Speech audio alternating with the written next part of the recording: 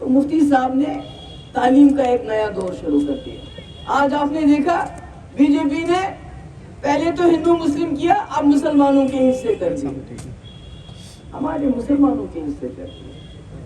कहते हैं हमने एहसान किया, हमने रिजर्वेशन दी। अरे जब हमारे गुजर भाइयों को जनता दल हुकूमत ने रिजर्वेशन दी तो उन्होंने तो नहीं कहा कि हमें उसके बदले वोट दो। आपका तो काम ही है।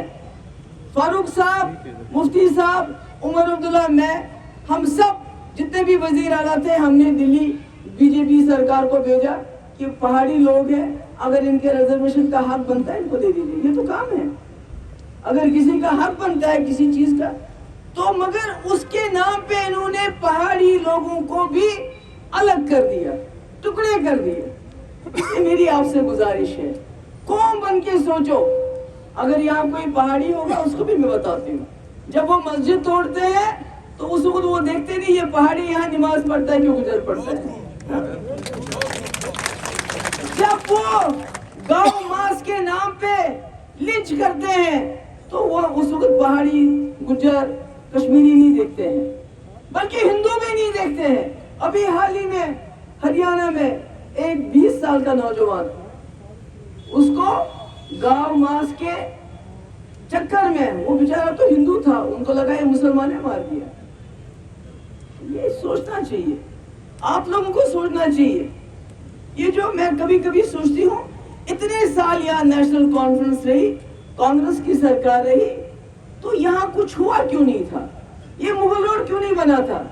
या माँ बादशाह गुलाम शाह बादशाह के वहाँ ज़ियारत में काम क्यों नहीं हुआ था? आपकी यूनिवर्सिटी क्यों नहीं बनी थी? कॉलेज क्यों नहीं बने थे? हजारों की तादाद में रहबर तालीम टीचर क्यों नहीं लगाए?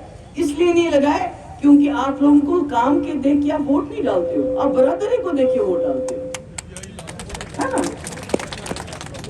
ये हमारी बरादरी का है, अच्छा है बुरा है, इसको वोट दो। ये पहाड़ी है, इसको वोट दो। मगर वो लोग एक ही चीज को देख के वोट डालते हैं, जो हमारी मस्जिदें तोड़ते हैं, जो हमारे लोगों को लीच करते हैं, वो ना पहाड़ी देखते हैं, ना राजपूत देखते हैं, ना कुछ देखते हैं, वो एक ही जगह वोट डालते हैं। और आपके वोटों का हिस्सा हो गया, तितर बितर हो गया आपका वोट। इसलिए इसको समझो। मुफ्ती साहब ने बहुत कोशिश की, 50 साल कांग्रेस को खड़ा किया, कांग्रेस खड़ी होगी। फारूक साहब ने उमर ये राजीव जी के साथ हाथ मिलाया और कांग्रेस को जेब में डाल दिया। फिर अपोजिशन खा ली, फिर आपस में हाथ मिला के क्या दिया जम्मू कश्मीर के लोगों को? एक फांसी दे दी। मैं उसका नाम नहीं लेना चाहती, किसको भी जानते हैं। हाँ, उसके बाद 87 में इलेक्शन में इतनी दांगलियां की इन दोनों जमातों ने मिलकर कि आज तक जम्मू कश्मीर के लोग अपने नौजवानों की कब्रें खोद रहे हैं। क्योंकि नौजवान गया, उसने बंदूक उठाई और 2008 में फिर ये दो लोग मिल गए और फिर एक कश्मीरी को फांसी दी। जब ये, अब मुझे नहीं मालूम आज फिर मिल रहे हैं, ये क्या करने वाले हैं। मगर मैं आपको बताना चाहती हूँ, जम्मू कश्मीर में जो भी सेकुलर सरकार बनेगी वो पीडीपी के बगैर नहीं बनेगी। आप इसको लिख के लो, आप ये बात लिख के ले लीजिए। कल साउथ कश्मीर में इलेक्शन हुआ, सबसे बड़ी पार्टी साउथ कश्मीर में पीडीपी बन के आई। इसलिए मेरे बुजुर्गों, खासकर नौजवानों से मैं कहना चाहती हूँ, ये जो आप बरादरी के नाम पे बट रहा है आपका वोट, मैं पहाड़ियों को भी कहना चाहती हूँ कि आपकी देखिए, रोज हमारी मस्जिदें शहीद होती हैं। आप कहते हैं उन्होंने बड़ा एहसान किया।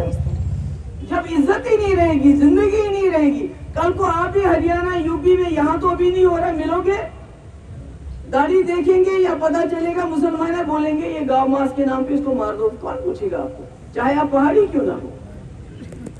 इसलिए मैं अपनी कौम से ये कहना चाहती हूँ, अगर आप कौम हो, जिंदा कौम हो, तो ऐसे हो जाओ। मैं नहीं कहती कि हमारे कैंडिडेट को ही वोट दो, मगर कौम के नाम पे वोट दो, बरादरी के नाम पे वोट मत दो। ये मास्टर जी पूरी जिंदगी इन्होंने गुजारी, इन पहाड़ों जंगलों में साथ होती थी कि जब तकलीफ होती थी, जब एक तरफ से मिलिटेंट की बंदूक, दूसरी तरफ से सिक्योरिटी फोर्सेस की बंदूक, कोई पूछने वाला नहीं था। इसने अपनी नौकरी छोड़ के आपके पीछे चला।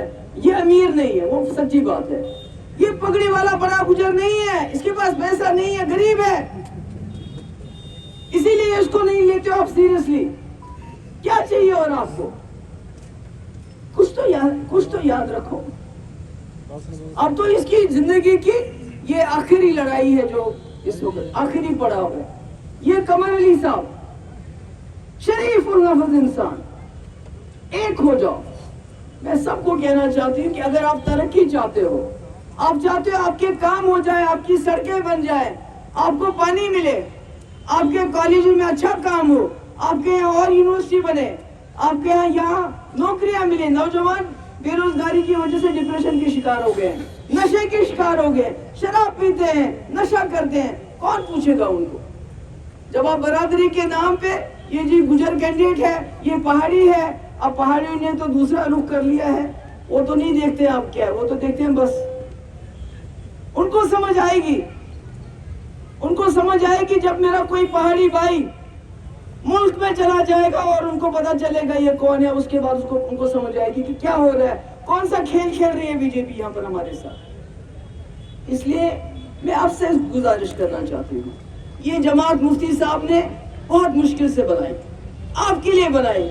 उनके पास कोई दौलत नहीं है, मेरे पास कोई दौलत, मुफ्ती साहब ने कोई दौलत नहीं छोड़ी, कोई प्रॉपर्टी नहीं हमारे पास, कोई मकान नहीं हमारे पास, मगर उनकी सबसे बड़ी प्रॉपर्टी, बड़ी दौलत ये पीपल्स डेमोक्रेटिक पार्टी है, जिसको बीजेपी ने तोड़ा, टुकड़े कर दिए, मगर वर्कर ने इसको जिंदा रखा।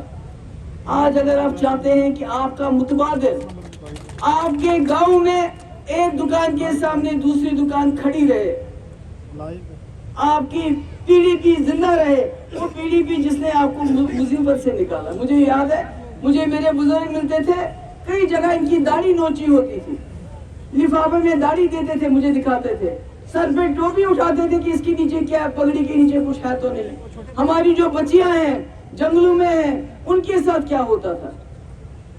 तो इसलिए अगर आज आपके पास यूनिवर्सिटी भी है, बाबा गुलाम शाह पातशाह के सदके आपका मुगल रोड है, इंशाल्लाह इसमें टनल महबूबा मुफ्ती बनाएंगे। बेरोजगारों के लिए हम कहते हैं जो 1 लाख नौकरियां हैं उनको जल्द अज जल्द उनको फिल करना है। जो 60,000 हमारे डेली वेजर है वो मेरे वक्त में ही परमानेंट हो गए होते, मगर उसके बाद अचानक फिर सरकार गिर गई, उनको हम परमानेंट करना चाहते हैं। जो सोशल वेलफेयर है वो फंड बढ़ाना चाहते हैं, गरीबों को 12 सिलेंडर साल के मुफ्त देना चाहते हैं। मगर ये मैं आपको फिर कहूंगी, ये जमात मुफ्ती साहब की जमात है। मुफ्ती साहब को जानते हो ना आप लोग? जानते हैं नहीं जानते? कोई उन्होंने आपकी खिदमत की है नहीं की है? ये जो जवान बच्चे इनको बताते हो उनके बारे में, क्योंकि ये तो छोटे हैं, इनको शायद पता है, इनको बताते हो। तो मुफ्ती साहब ने अगर आपकी खिदमत की है तो क्या आप इस बार उनके कैंडिडेटों को जिताओगे? इंशाअल्लाह। घर घर जाओगे? इंशाअल्लाह। ये बरादरीज़म को छोड़ के अगर मेरे अगर कोई हिंदू भाई होगा, मैं उनको बोलूंगी अयोध्या में बीजेपी क्यों हारी? क्योंकि उतनी मस्जिदें नहीं, उससे ज्यादा मंदिर तोड़े उन्होंने वहां रास्ते बनाने के लिए।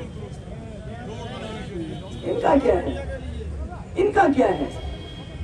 इनका तो कोई ईमान नहीं है। इसलिए मैं आप सबसे गुजारिश करना चाहती हूँ, मेरा गला भी बैठा हुआ है, मुझे वापस भी जाना है, आप आए कि पीडीपी आपकी जमात है, इसको जिंदा रखो। अगर इसको जिंदा रखोगे तो आपके पास मुतबादिल रहेगा। अभी उमर साहब गांधरबल गए, उन्होंने हाथ जोड़ के वोट मांगा, माफी भी मांगी, टोपी भी। क्यों? पहले क्यों नहीं करते थे? क्योंकि जब वो गांधरबल गए, वहां के लोगों ने कहा कि आपका दादा चीफ मिनिस्टर, आपके बाप चीफ मिनिस्टर, आप चीफ मिनिस्टर रहे हो, मगर जो दिया मुफ्ती साहब ने दिया। चाहे डिस्ट्रिक्ट आधा दर्जन कॉलेज गांधरबल में हमने दिया है, डिस्ट्रिक्ट में डिग्री कॉलेज दिया है, आपने क्या दिया? तो उसने हाथ जोड़ के माफी मांगी।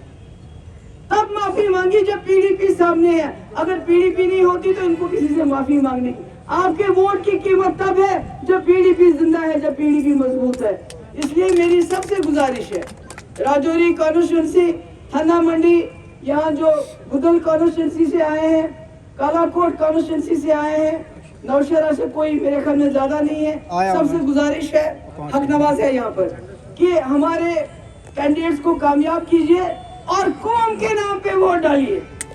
कौम